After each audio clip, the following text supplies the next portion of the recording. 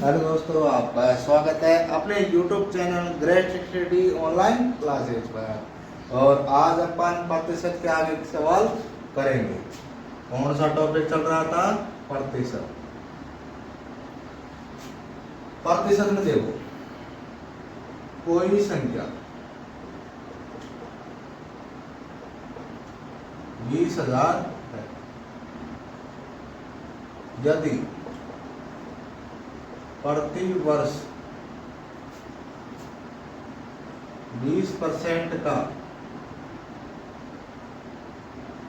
अवमूल्यन हो तो 2 वर्ष बाद 2 वर्ष बाद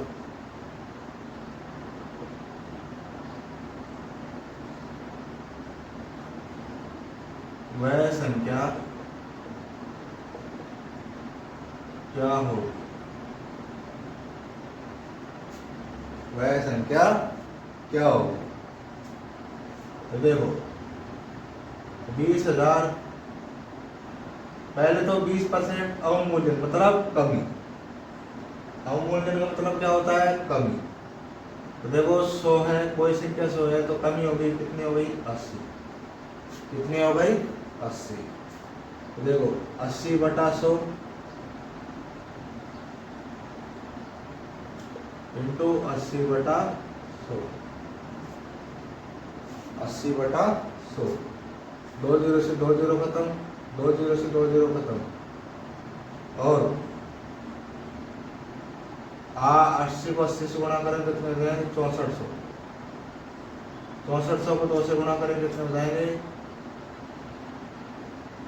कितने हो जाएंगे? 6400 को 2 से गुणा करेंगे तो 128। 12,800। कितना आ गया? 2 वर्ष बाद वैसे क्या होगी? 12,800।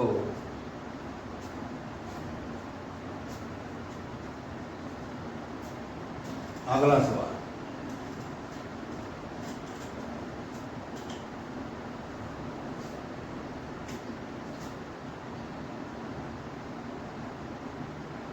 यदि संख्या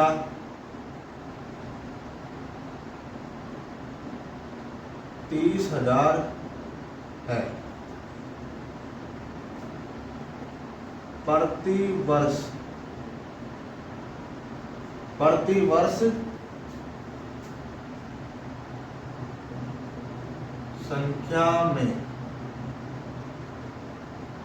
10% का अवमूल्यन होता है तो 3 वर्ष पहले संख्या क्या थी? 3 वर्ष पहले संख्या क्या थी, ये पूछ रहा है। तो देखो 10% की कमी, 100 में 10% की कमी, 100 में 10% की कमी तो कितना हुआ? 90%। आगे बात समझ में। तो देखो हमेशा पहले क्या पूछे तो 30,000 इंटू 100/90 करना। बाद का पूछे तो 90/100 और पहले का पूछे तो 100/90। कितना पूछ रहा है? 3 वर्ष पहले, तो 3 बार गुणा करेंगे 100/90 से। 100/90 से कितनी बार गुणा करेंगे?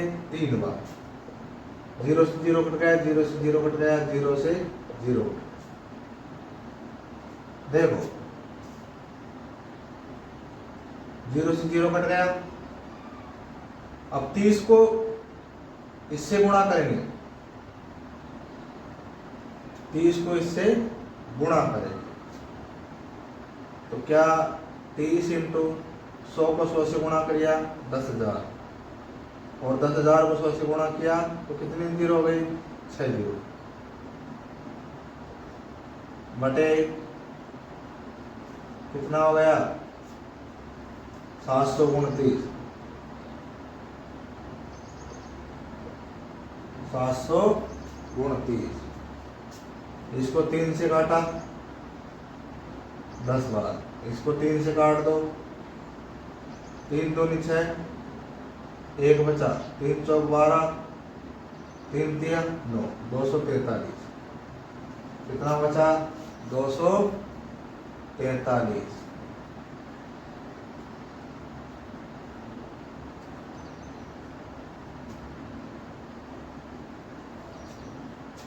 और इसको 10 से गुणा करेगा तो 1 0 और बढ़ा दो बटे 243। वह संख्या क्या होगी, उस संख्या क्या होगी, ये संख्या। और उत्तर क्या आ गया,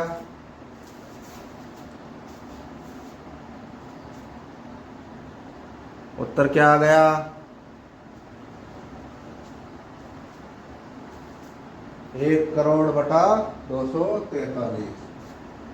वह संख्या क्या होगी, 1 करोड़ बटा 243। आई बात समझ में।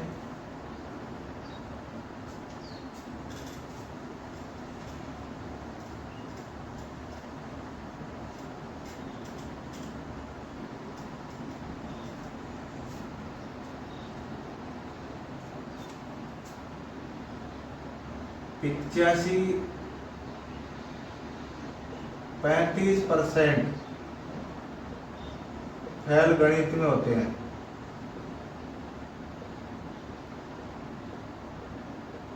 तथा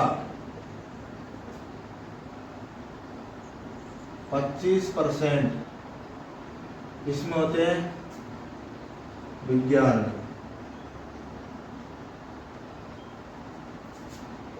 तथा 15% दोनों में फेल होते हैं।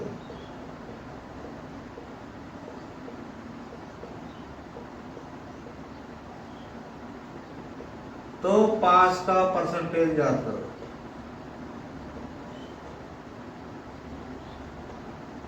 ये पूछा कि 35% फेल गणित में होते हैं और 25% विज्ञान में, तथा 15% दोनों में फेल होते हैं, तो पास का प्रतिशत ज्ञात करो। तो देखो वेन डायग्राम से गणित का कितने 35% और बीच में कॉमन की बात हो रही है, और विज्ञान में कितना 25%। ये हो गया मैथ, ये हो गया एस, और दोनों में 15, दोनों में कितना 15। तो फेल के परसेंटेज को जोड़ो, फेल के परसेंटेज को जोड़ोगे 35 प्लस 25 माइनस 15 कर दो। 35 और 25 कितने हो जाएंगे 60, 60 माइनस 15 बराबर कितना बच गया 45। 45% फेल है, तो कुल कितने होते हैं 100, कुल कितने होते हैं 100%, कुल कितने होते हैं 100, कुल 100 है, तो 100% में से 45% घटा दो, कितना आ गया पास का परसेंट 55% पास हुए। कितने हुए 55% पास हुए। आया कि समझ में, 55% पास हुए। ये कौन सा है वेन डायग्राम,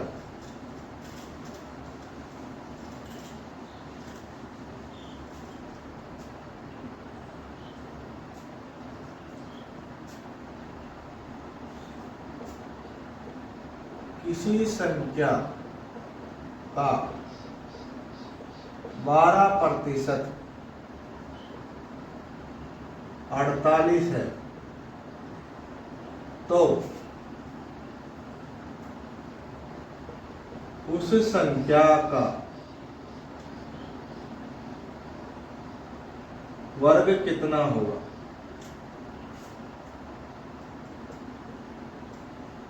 किसी संख्या का 12% 48 है, तो उस संख्या का वर्ग कितना होगा। तो देखो पहले अपनी संख्या ज्ञात करेंगे। किसी संख्या का 12% 48 है, तो 1% कितना होगा? 48/12 बराबर 3। तो संख्या क्या होती है? 100%। बराबर 3 × 100 बराबर कितनी आ गई? 300। संख्या क्या आ गई? 300। और 300 का वर्ग, 300 का वर्ग। किसी संख्या का वर्ग क्या होता है? किसी संख्या को 2 बार गुणा करने पर उसका वर्ग प्राप्त होता है। तो 300 को 2 बार गुणा कर देंगे तो क्या प्राप्त होता है? वर्ग। 2 0 है, 2 और 2 4, 2 और 2 4 और 3 3 9। कितना हो गया? 90,000। कितना हो गया? 90,000। उत्तर 90,000 क्या आ गया? वर्ग। 90,000 क्या आ गया? वर्ग आ गया। वो संख्या का वर्ग आ गया।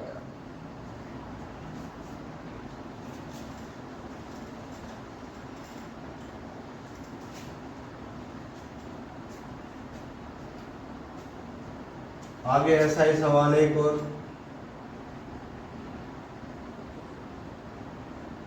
यदि राम व श्याम का अनुपात 4:6 है, तो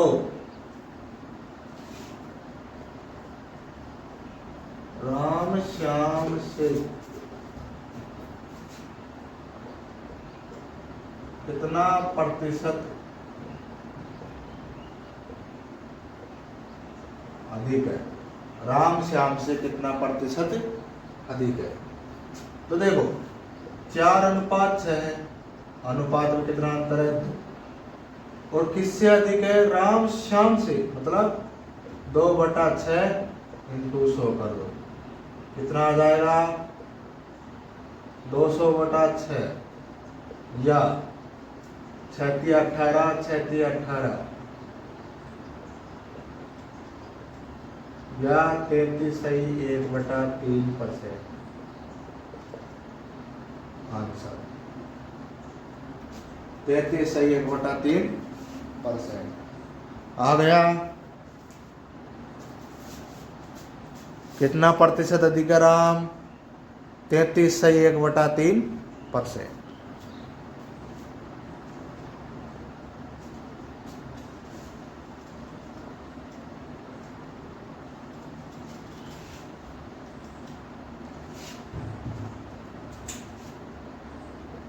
राम कोई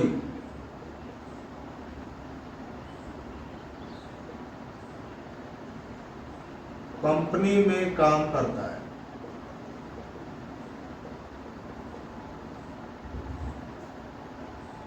उसकी सैलरी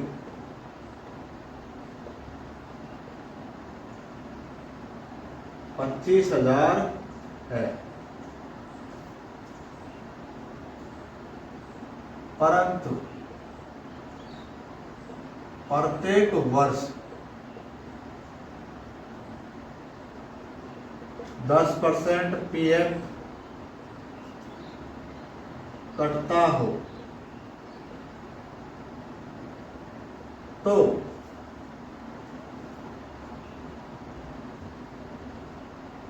चार वर्ष बाद राम की पीएफ राशि कितनी होगी?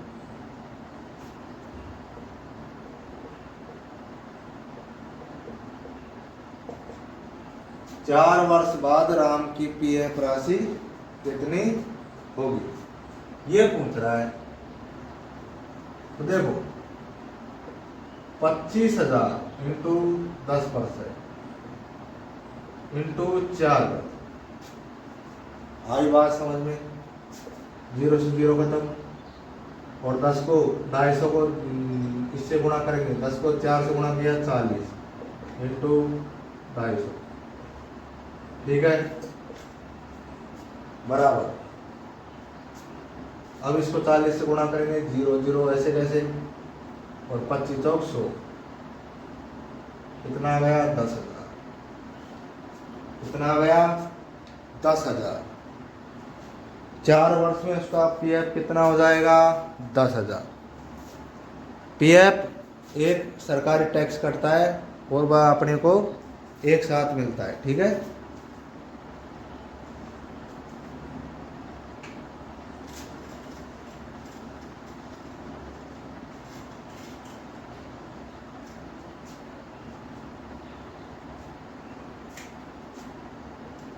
राम की आय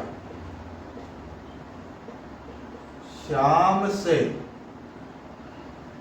5 गुनी है, तो श्याम की आय राम से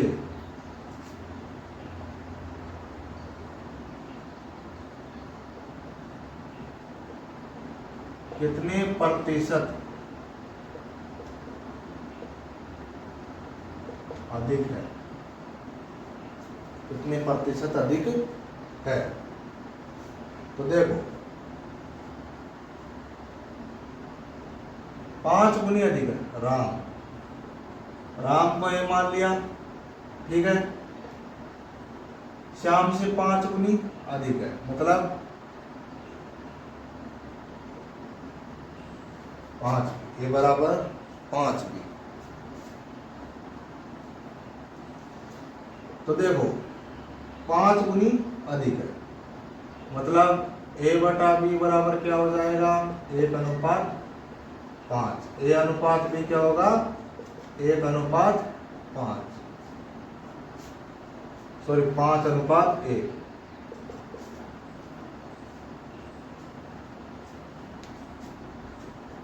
क्या होगा 5:1। कितना अंतर है 4। कितना अंतर है 4।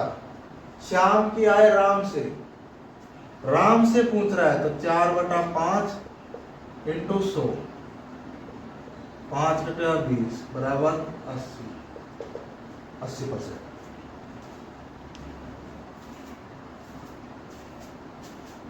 आया समझ में? ठीक है दोस्तों, अपनी क्लास यहीं पे समाप्त करते हैं। आगे मिलेंगे और बेहतरीन सवालों के साथ और नया टॉपिक चलेगा अपना, ठीक है। धन्यवाद।